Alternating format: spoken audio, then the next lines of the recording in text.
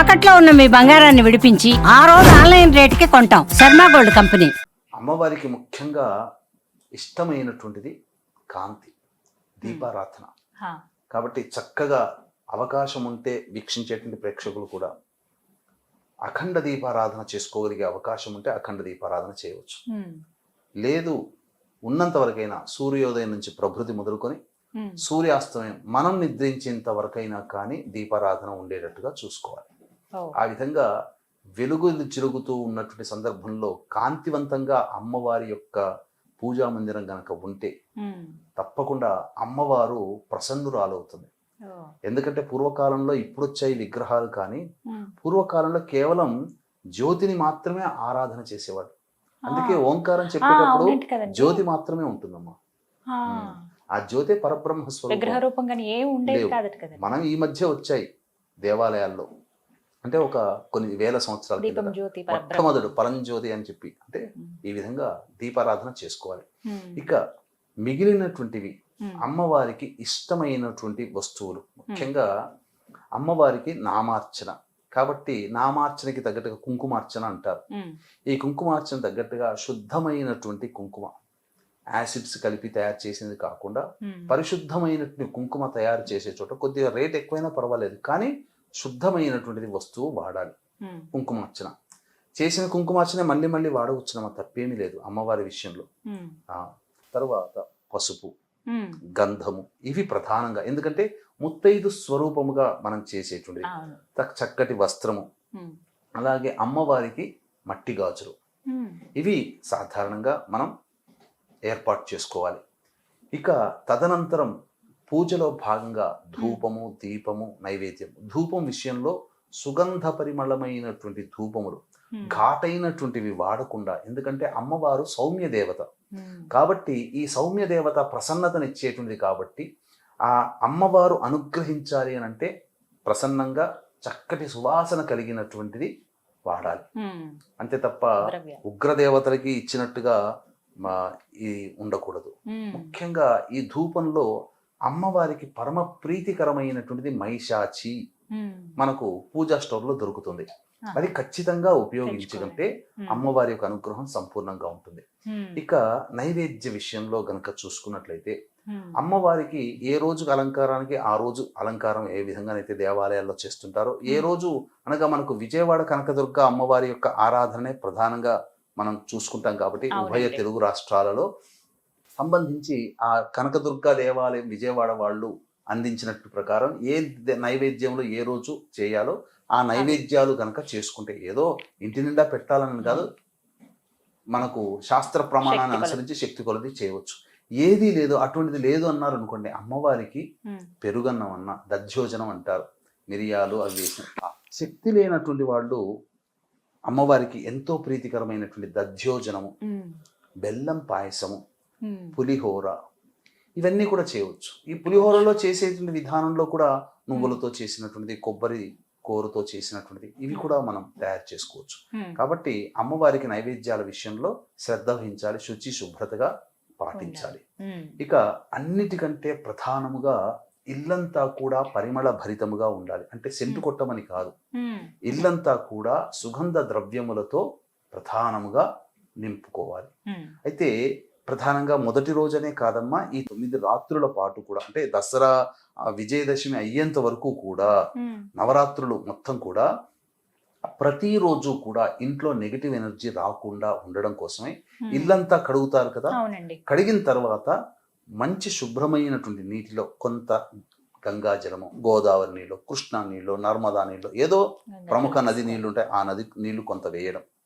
వేసిన తర్వాత అందులో గళ్ళ ఉప్పు, మెత్తటి ఉప్పు, అయోడైజ్డ్ కాదు, గళ్ళ ఉప్పు, అలాగే జాజికాయ, జాపత్రి పిండి చేసి అది, తర్వాత కుంకుమ పువ్వు, చక్కటి పసుపు, అలాగే గోఅర్కం అంటే గోపంచకం వేసి అంతా కడియెత్తి పెట్టి, ఆ ముందుగా ఆ రోజంతా ఇల్లంతా శుభ్రపరుచుకుంటాం కదా, మళ్ళీ ఒక మారు పలుచటి బట్ట తడిపి మళ్ళీ ఒకసారి ఆ విధంగా చేస్తే దేవతాశక్తి ఆవహిస్తుంది. ఆవహించినటువంటి దేవతాశక్తి స్థిరంగా ఉంటుంది. మళ్ళీ వెళ్లకుండా. అసలు నెగటివ్ ఎనర్జీ పోవడం కోసం కూడా ఈ ప్రక్రియ ప్రతిరోజు ఇలా చేసుకుంటే చాలా మంచిది. ఉదయము సాయంత్రం. అప్పుడు ఏమైపోతుందంటే ఒక 2 రోజులు చేసి చూసిన తర్వాత ఇల్లంతా కూడా ఏదో ఒక శాంటిటీ, ఒక పవిత్రత, ఒక ప్రశాంతత, ఒక ఆనందం. చేస్తున్నటువంటి వాళ్ళకి కూడా కుటుంబ సభ్యులందరూ సహకరించడం మొదలు పెడతారు. ఇవన్నీ ఈ వాతావరణం అంతా దైవిక వాతావరణం కనిపిస్తుంది.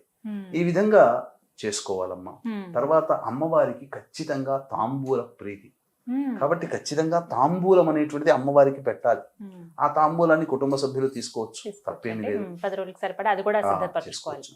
శక్తి ఉంటే ధనవంతులైతే ప్రతిరోజు ఒక ముత్తైదుని ఒక రూపంగా, మొట్టమొదటి బాలా త్రిపుర సుందరి రూపం కాబట్టి అమ్మాయిని 9 ఏళ్ల లోపల ఉన్న అమ్మాయిని పిలిపించి బాలాగా వచ్చి అమ్మాయిని చక్కగా బట్టలు పెట్టి అమ్మాయికి పాద ప్రక్షాళన చేసి అమ్మవారి లాగానే పూజించుకోవాలి. తర్వాత ప్రతిరోజు ఒక్కొక్క అవతారంగా అమ్మవారిని భావన చేసి ఆ యొక్క వ్యక్తికి చక్కగా వస్త్రములు, దక్షిణ, ఇంట్లో భోజనం పెట్టడం చేయొచ్చు. శక్తి లేని వాళ్ళు కూడా ఉంటారు. ఉన్నప్పుడు ప్రధానంగా 10వ రోజున విజయదశమి రోజున 3 ముత్తైదులైనా కానీ కనీసం లేదా ఒక్కరికైనా కానీ పిలిపించి ఆ ముత్తైదుకి సంబంధించినటువంటి అమ్మవారికి సంబంధించినటువంటి వస్తువులు, పూజలో వాడినటువంటి వస్తువులు ఇవ్వవచ్చు, దానం చేయవచ్చు. ఈ విధంగా చేసుకుంటే ప్రసన్నురాలు అవుతుందమ్మా. అమ్మవారి యొక్క అనుగ్రహం కలిగింది. ఇంకా చెప్పాలి అంటే కొన్ని నియమాలు పాటించాలి. సాధ్యమైనంత మేర మౌనంగా ఉండడానికి ప్రయత్నం చేయాలి. ఎల్లప్పుడూ కూడా 22వ తారీఖు నుంచి మొదలుకొని విజయదశమి అయ్యేంత వరకు కూడా ఎప్పుడూ కూడా శ్రీమాత్రే నమః, శ్రీమాత్రే నమః, శ్రీమాత్రే నమః. వంట వండుతున్నా, స్నానం చేస్తున్నా, ఇలా ఏది చేస్తున్నా ఒక్క కాలకృత్యాదులు తీర్చుకునే సమయంలో తప్ప, స్నాన అశౌచ సమయంలో, దంతధావన ఈ 3 సమయాల్లో తప్ప ఎప్పుడు కూడా శ్రీమాత్రే నమః, శ్రీమాత్రే. వంట వండుతున్నా మామూలు రోజుల్లో వంటకి ఇలా నామజపం చేస్తూ వండి అమ్మవారికి ఇచ్చిన నైవేద్యం పెట్టుకున్నటువంటి పూజించడం ఎంతో అమృతంగా ఉంటుంది. ఇంకా జుట్టు విరబూసుకొని ఉండకూడదు. తలస్నానం ప్రతిరోజు చేయాల్సినటువంటి అవసరం ఏమీ లేదు. మొదటి రోజు తలస్నానం చేయవచ్చు. స్త్రీ వరకు మనకు చెప్పబడినటువంటి ధర్మశాస్త్రం ప్రకారము నిద్ర నుంచి లేవగానే నీళ్లు చల్లుకుంటేనే స్నానం చేసిన ఫలితం. పురుషుడికి మాత్రం ప్రతిరోజు స్నానం ఆచరించాల్సింది, తలస్నానం. పైగా ఈ 9 రోజుల పాటు అతి పవిత్రముగా దాంపత్యం లేకుండా ఉంటారు కాబట్టి ప్రతిరోజు స్నానం చేయాల్సిన అవసరం అయితే లేదు. వాస్తవానికి శాస్త్ర ప్రకారం చేయగలిగే ఓపిక శరీరం సహకరిస్తే చేయవచ్చు, చేయకపోయినా తప్పులేదు. కానీ లేవగానే కొన్ని నీళ్లు పుండరీకాక్ష అనుకుంటూ 3 సార్లు అనుకుంటూ శిరస్సులో చల్లుకుంటే చాలు. ఇలా ఈ విధంగా ప్రతిరోజు కూడా నిర్మలమైన మనస్సుతో దాంపత్య జీవితానికి, బ్రహ్మచర్య వ్రతాన్ని పాటిస్తూ చక్కగా చేసుకోవాలమ్మా. ఇది ఈ నియమాలు పాటించాలి. ఆహార నియమాల్లో ఏమైనా ఉన్నాయండి? అంటే ఇవి ఖచ్చితంగా తినకూడదు ఈ నవరాత్రుల్లో అంటే ఏమైనా? ఇక్కడ ప్రధానంగా అమ్మవారికి సంబంధించి అంటే రజోగుణాన్ని పెంపొందించే ఆహారాలు, మద్యము, మాంసము తినకూడదు. అలాగే ఉల్లిపాయ, వెల్లుల్లి ఇలాంటివి తినకూడదు, అస్సలు వాడకూడదు. కాబట్టి శాంతపరిచే గుణాలు, సౌమ్యంగా ఉండేటువంటిది, సాత్వికమైనటువంటి ఆహారమే భుజించాలి. మసాలాలు ఇవన్నీ వాడకూడదమ్మా. ఈ 9 రోజుల పాటు పూర్తి శాకాహారం అనేటువంటిది ఉంటే అమ్మవారు చాలా ప్రీతిగా పాత్రలు అవుతుంది. కలశం ఖచ్చితంగా సిద్ధపరచుకోవాలా అండి? ఖచ్చితంగా పెట్టుకోవాలా మేము? ఎందుకంటే మొదటిసారి చేసే వాళ్ళు ఉంటారు, మేము ఈసారి నవరాత్రులు చేసుకుందాం అనుకుంటున్నామండి దీక్షగా, మరి ఖచ్చితంగా కలశం పెట్టాలా అని అడుగుతారు గురుగారు. మరి పూర్వకాలంలో పటాలు కానీ విగ్రహాలు కానీ లేవు కాబట్టి జ్యోతిగా ఆరాధించేవాడు. తదనంతర కాలంలో నీరు ఉన్న చోట దైవం ఉంటుందని సూక్తి కాబట్టి కలశంలో నీటిని నింపి అందులో పూర్ణ ఫలము, కొబ్బరికాయని పూర్ణ ఫలం అని అంటారు. కారణం ఏంటంటే బ్రహ్మాండం అంతా అందులోనే ఉంది. బ్రహ్మాండానికి స్వరూపమే కొబ్బరికాయ. అందుకనే ఈ యొక్క భూమండలాన్ని, బ్రహ్మాండాన్ని దానం చేయాలంటే ఎవరికి శక్తి కాదు కాబట్టి కొబ్బరికాయ దానం చేస్తే బ్రహ్మాండాన్ని దానం చేసిన పుణ్య ఫలితం వస్తుంది. అందుకనే సమస్త బ్రహ్మాండము ఆ కొబ్బరికాయ స్వరూపంగా కాబట్టి, సకల దేవతా స్వరూపం కాబట్టి ఏ పూజ చేసినా పూర్ణ ఫలం కలశము, కలశం మీద, కలశం లోపల కొన్ని ఆ పత్రములు, పంచపల్లవాలు, దాని మీద కొబ్బరికాయ. అయితే కలశాన్ని పెట్టుకునేటువంటి అవకాశం ఉండగలిగి అంటే దాన్ని నిలుపుకోగలగాలి. అంటే ఏంటి, కలశం అనేది పెట్టిన తర్వాత మొట్టమొదలు ఆవాహన ప్రాణప్రతిష్ఠ చేయాలి. ఈ ప్రాణప్రతిష్ఠ మంత్రము మామూలుగా చూసే పుస్తకాల్లో దొరకదు. మామూలుగా పూజా పుస్తకాల్లో దానికి ఒక మంత్రం, అందుకనే పూజారిని ఆ విధంగా నియమించుకునేవాళ్ళు. చాలా మంది సాధారణంగా ప్రాణప్రతిష్ఠ మంత్రాన్ని ఇవ్వరు. అందుకనే ఎవరైనా కానీ వీక్షించేటువంటి ప్రేక్షకులు ఇప్పుడు మనం చెప్పుకోబోయేది అనగా పూజలో భాగంగా అమ్మవారిని ఆ కలశంలోకి ఆవాహన చేసి వెంబడే తమలపాకుని ఇలా తమలపాకు అగ్రభాగం అంటే తొడిమలు ఇక్కడ పెట్టుకొని ఈనెలు అక్కడ ఉండాలి. అప్పుడు ఇలా తమలపాకు పెట్టుకొని దాని మీద ఇలా చెయ్యి వేసి బొటన వేలు పెట్టి ఇలా కలశం ఆనించి ఇప్పుడు చెప్పబోయేటువంటి మంత్రాన్ని విన్న ఆ సమయంలో ఆ విధంగా శ్రవణం చేసిన లేదా ఈ మంత్రాన్ని చెబుతూ ఆ విధంగా క్రియ చేసుకున్న సంబంధించినటువంటి ప్రాణప్రతిష్ఠ అమ్మవారు వచ్చేసేస్తుంది. అమ్మవారి ధ్యాన శ్లోకం ఏదైనా కానీ ఇష్టమైనటువంటి అమ్మవారి ధ్యాన శ్లోకం, లలిత అమ్మవారి ధ్యాన శ్లోకం చేసిన తర్వాత ప్రాణప్రతిష్ఠ మంత్రం ఓం అసనీతే పునరస్మా సుచక్ష పునః ప్రాణమిహనో తేహి భోగం జోక్వస్యేమ సూర్యముచ్చరం తవనమతే మృళయానః స్వస్తి అమృతం వైహి ప్రాణ అమృతమాపః ప్రాణ నేవయథాస్థానముపహ్వయతే. ఈ మంత్రాన్ని చక్కగా చేసుకోవచ్చు. ఈ మంత్రాన్ని చదవలేని వాళ్ళు మేము సరిగ్గా విన్నామో లేదో అని చెప్పి సందేహం ఉంటుందమ్మా. అటువంటి వాళ్ళకి ఏమీ లేదమ్మా. భావన ఇక్కడ మంత్రంలో అర్థమే కదా మనం చేసేది.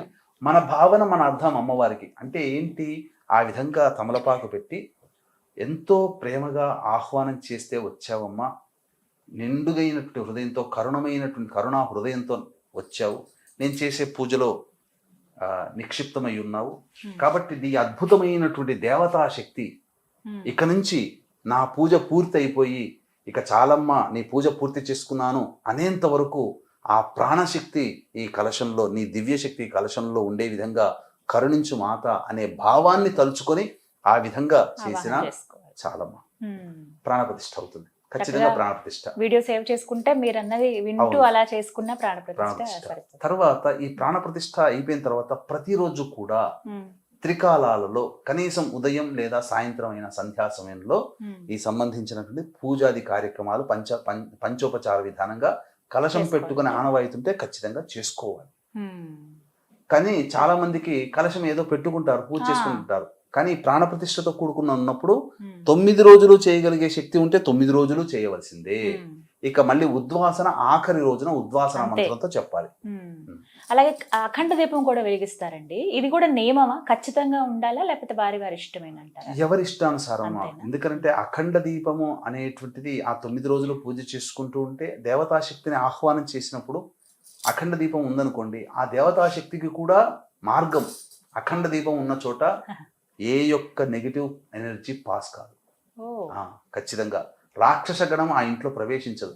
దేవతాశక్తికి చిహ్నం. అందుకనే మీరు గమనించుకుంటే అనేక దేవాలయాల్లో అఖండ దీపారాధన ఉంటుంది. కాబట్టి ఈ దీపం వెలుగుతున్నంత వరకు కూడా నెగిటివ్ ఎనర్జీ ఆ ఇంట్లో పాస్ కాదు. ఖచ్చితంగా అంటే వారి ఇష్టము, వారి శక్తి కొలది. కానీ ఈ 9 నవరాత్రుల పాటు ఖచ్చితంగా దీపం వెలుగుతూ ఉండాలి. అది జాగ్రత్తగా చూసుకోవాలి. పోకుండా ఒత్తి అనేటువంటిది ఎప్పుడు కూడా దాన్ని కాపాడుతూ ఉండాలి. ఇక ఖచ్చితంగా అందరికి వచ్చేటువంటి సందేహం, నవరాత్రులు చక్కగా చేసుకుందామని ప్రారంభించామండి, అశౌచం వచ్చింది, ఏం చేయాలి? ఈ అశౌచం అనేటువంటిది సాధారణంగా అనేక రకాలుగా ఉంటుంది. ముఖ్యంగా కుటుంబంలో రక్త సంబంధీకులు ఎవరైనా మరణించినా ఈ అశౌచం వస్తుంది. ప్రారంభించిన తర్వాత ఏం చెయ్యాలి అనేటువంటిది. బాగా దగ్గరైనటువంటి రక్త సంబంధీకులు, ఒకే అన్నదమ్ముల పిల్లలు 11 రోజులు ఉంటుంది. మేనమామ లేదా మేనత్త ఉన్నప్పుడు పక్షిని అంటే 1.5 రోజు లేదా 3 రోజులు కొన్ని ప్రాంతాల్లో. కాబట్టి మొదలు పెట్టిన తర్వాత ఇలాంటివి వచ్చినప్పుడు మనం ఏమీ చేయలేం. అంతే కదండి. కాబట్టి దాన్ని అవకాశం ఉంటే వచ్చే సంవత్సరంకైనా చేసుకోవచ్చు. లేదా కనీసము ఈ మైల తీరిన తర్వాత 3 రోజులో 1 రోజు అయినా కానీ శుద్ధి అవుతారు కదా, అప్పుడైనా చేసుకోవచ్చు. ఇంకొక రకమైనటువంటి ఆశౌచం ఏంటంటే ప్రధానంగా స్త్రీలకి సహజంగా వచ్చే ఋతుస్రావం. కాబట్టి పూజ ప్రారంభం చేసిన తర్వాత స్త్రీ ఋతుమతి కనుక అయితే ఆ సంబంధించి ఆ స్త్రీ ఆ దేవతా పరిసరాల్లో తిరగకుండా ఆ 3 రోజులు పూర్తిగా దూరంగా ఉండి ఇంట్లోని వ్యక్తులు పూజాది కార్యక్రమాలు చేయగలిగితే చేసుకోవచ్చు.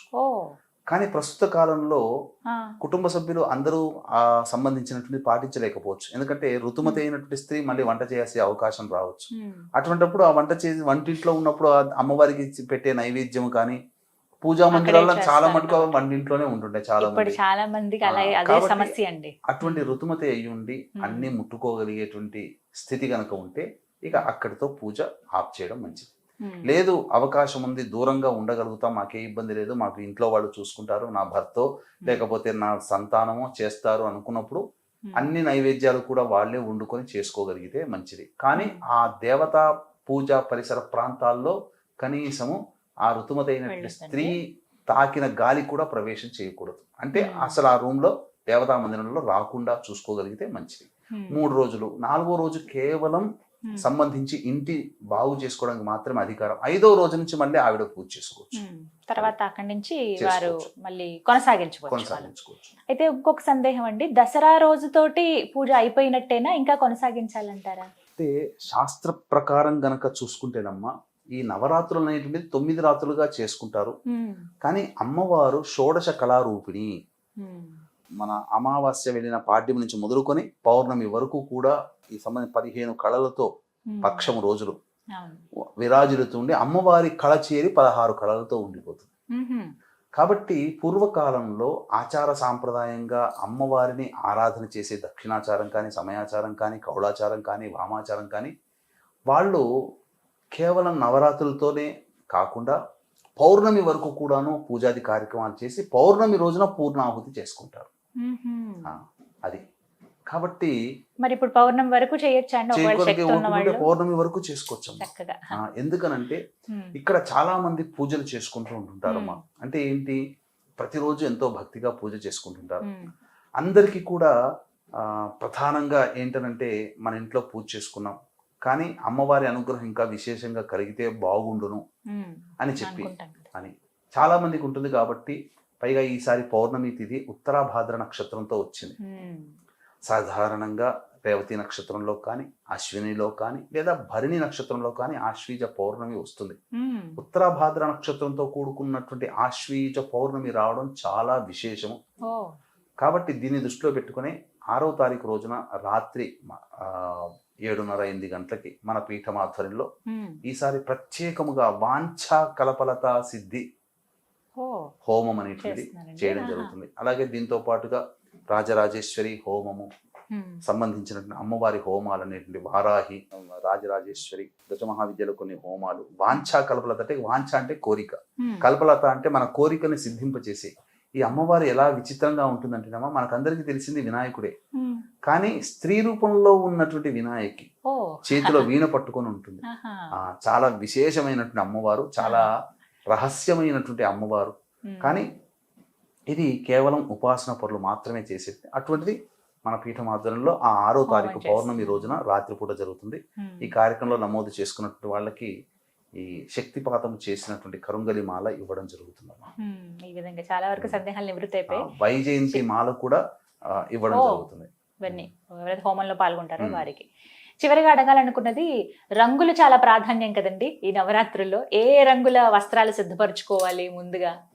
ఖచ్చితంగా అవి ఉండాల్సిందేనా?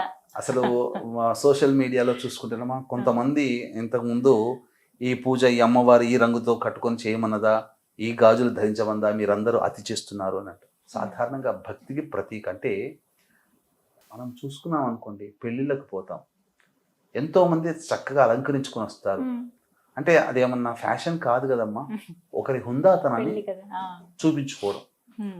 అలాగే భక్తిని మనము అణువణువున మన మనస్సులో నింపుకొని ఉన్నా కించిత్ మాత్రము కూడా మన యొక్క మనస్సు చెదరకుండా ఉండడం కోసం, నేను అమ్మవారి దీక్షలో ఉన్నాను అని తెలియచేయడం కోసం కొన్ని నియమ ధారణా పద్ధతులు అనేటువంటివి ఉంటాయి. అందుకనే కదా అయ్యప్ప స్వామికి నల్ల వస్త్రాలు అనేటువంటి ధారణ.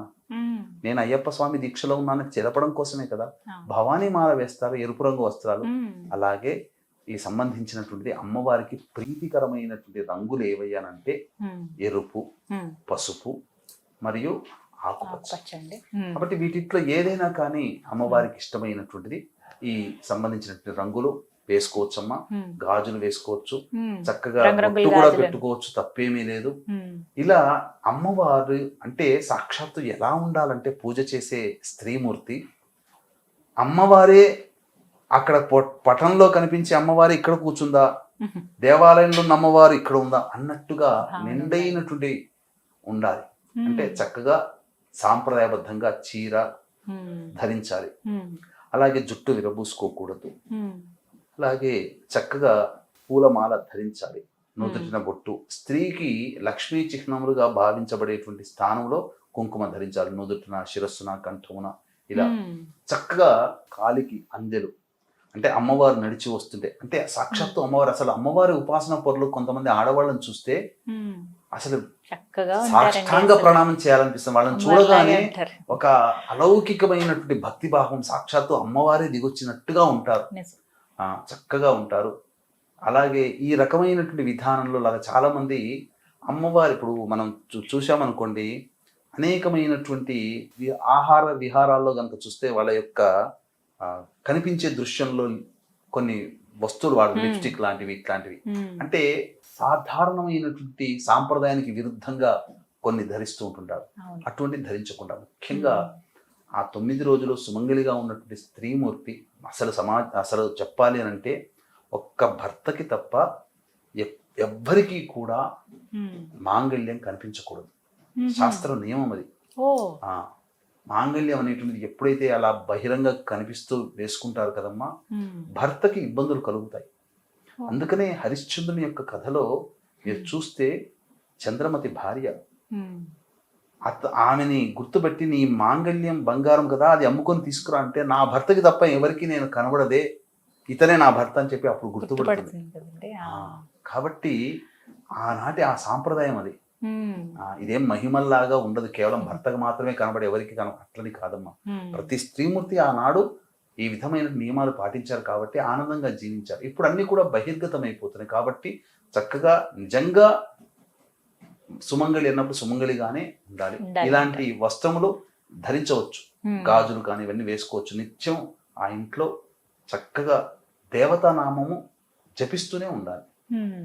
ఈ విధంగా. కోప్పడకూడదు, Hmm. ఆగ్రహాలు తెచ్చుకోకూడదు, సాధ్యమైనంత మేరకు అసత్యం ఆడకూడదు, భర్తని పిల్లల్ని ప్రేమగా చూసుకో. అమ్మవారి యొక్క సంబంధించినటువంటిది ప్రేమ, కరుణ, దయ, క్షమాగుణము ఇవన్నీ కూడా ఆ 9 రోజులుగా ఉన్నట్టుగా ఉండాలి. Hmm.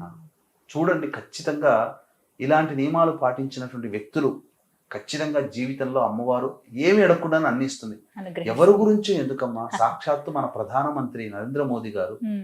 ఈ 9 రోజుల పాటు పచ్చి మంచినీళ్ళు కూడా చాలా పుట్టారమ్మా. నియమబద్ధంగా చాలా నియమంగా ఉంటారండి. ఉంటారు. ఎక్కడికి పోయినా నిరాహారంగా 9 రోజుల పాటు అమ్మవారు, లేకపోతే ఆ శక్తి ఎక్కడి నుంచి ఇస్తుందమ్మా ఆయనకి? Correct. ఈనాటికి కూడా 70 ఏళ్ల వయసులో కూడా పరుగులు ఎడుతున్నాడే, Hmm. భారతదేశాన్ని ఉన్నతమైన స్థానానికి తీసుకెళ్తున్నాడు. అంత శక్తి ఎక్కడి నుంచి వస్తుంది? ఒక నలుగురున్న ఇంటిని నడపడమే మనకు గగనం చాలా అయిపోతుంది. కష్టం. ఇన్ని కోట్ల మందిని అతను నాయకత్వం వహించగలిగాడనంటే ఏదో అల్లాటప్ప కాదమ్మా. అమ్మవారి దైవిక శక్తి ఉంటే తప్ప అవన్నీ కావు. దైవశక్తి ఆయనకు కలిగింది, మనం ఎందుకు సంపాదించుకోకూడదు? మనం కూడా అలాంటి నియమాన్ని పాటించాలి. పాటించుకోవాల్సిందే. చాలా చక్కగా చెప్పారండి. ఇవన్నీ కూడా సందేహాలు నివృత్తి చేశారు. ముందుగా సిద్ధపరచుకోవాల్సింది ఏంటి అనేది చాలా వివరంగా తెలియచేశారు. సంతోషం. ధన్యవాదాలు గురుగారు. సర్వం శ్రీ ఉమామహేశ్వర పరబ్రహ్మార్పణమస్తు.